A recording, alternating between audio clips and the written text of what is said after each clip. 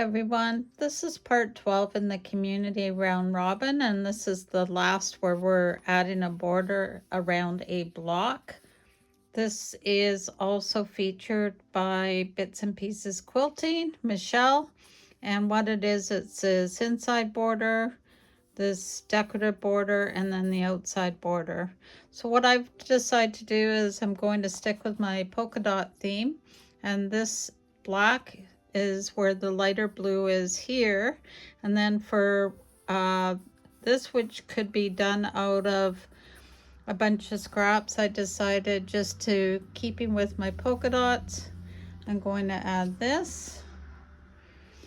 And then from there, I will probably just add a black border to frame it out, which will match a couple of my other blocks. So let me add this and then I'll be right back.